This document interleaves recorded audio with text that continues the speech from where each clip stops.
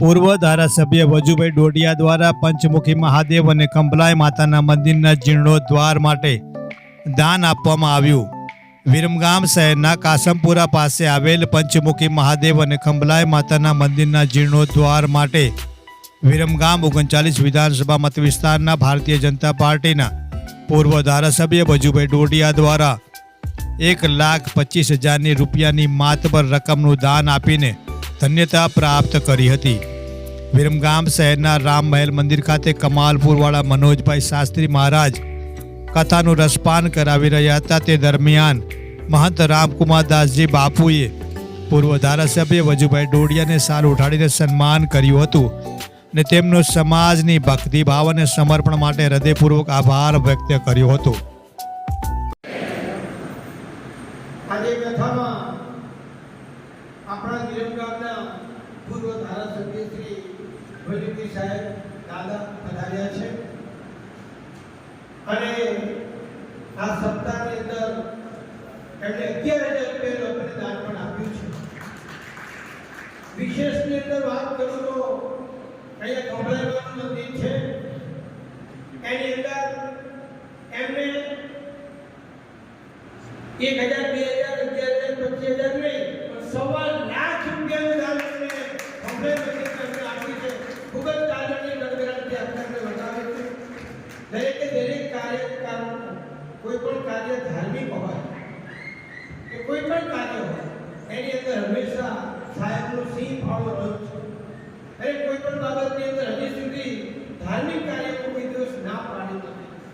તો આવા મહાનુભાવોને આપણે ફરીવાર તાલીઓ કરી આપણે વધારે ભગવાન એમને અનેક ઘણું આપ્યું છે, અનેક ઘણું આપશે.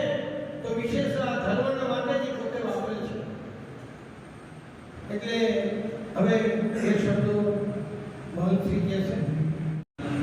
ભગવાનની જય. વ્યાસગુરુ વિરાજમાન શાસ્ત્રીજી મહારાજ, આપણા જે પૂર્વ ધારાસભ્ય શ્રી વજુભાઈ સાહેબ, માતાઓ તથા બહેનો, ભાઈઓ, આ મંદિર જાણે હું નાનો હતો, મારા ગુરુજી હતા જગદીશ બાપુ. જગદીશ બાપુને કઈ સભા હોય તો નાનો તારે સાહેબ મોટરસાઇકલ પર બેસાડી સભામાં લઈ જતા હતા. આરએસસી સભા સાહેબ હતી વાત કે તારથી મંદિરની સાથે રિલેશન છે સાહેબને ને આ જગ્યા પર જે અત્યારે હાલમાં આ હોલ થી પૂરું સંઘર્ષ વાળું હતું.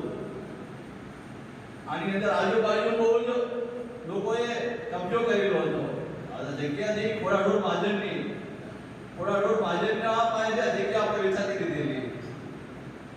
પણ હેતુ એક હતો એટલે બોલને કે ના મળે કેમ કે પાંજરાપોળ પર ગૌશાળા હતી અને રામમોહન મંદિરની જે ગૌશાળા હતી એના હેતુથી આ જગ્યા મળી. આની બાજુમાં કબજો કોઈ બીજાનો હતો. જેથી કબજો લેવાનો હતો, આજુબાજુ નગરપાલિકા વાળા જમીન અપાઈ પણ આજુબાજુ વાળા છોડતા હતા જગ્યા. તેની છે વજુભાઈ સાહેબ ને બીજા વિરોચનગરના બાવનબા એક હતા રાજપૂત.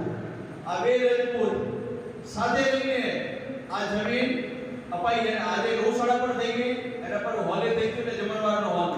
હવે એ ઉપરાંત રહ્યું કોઈ બી પ્રસંગ હોય જે માતાજીની કથા કરી ચાલુ તારતે પણ સાહેબનો ફાળો આજ સુધીમાં જે કાર્ય ના થાય પૂરું. હું સાહેબને વાત કરું કે આ કાર્ય મારે પૂરું નથી થતું કે તમે રહેવો તો સાઈડમાં થઈ જાઓ, હવે હું કરી લઈશ.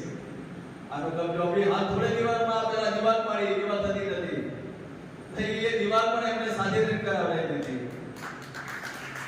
હવે આ કંભલાઈ મંદિરનું કાર્ય થોડા દિવસથી બંધ હતું પૈસા વગર.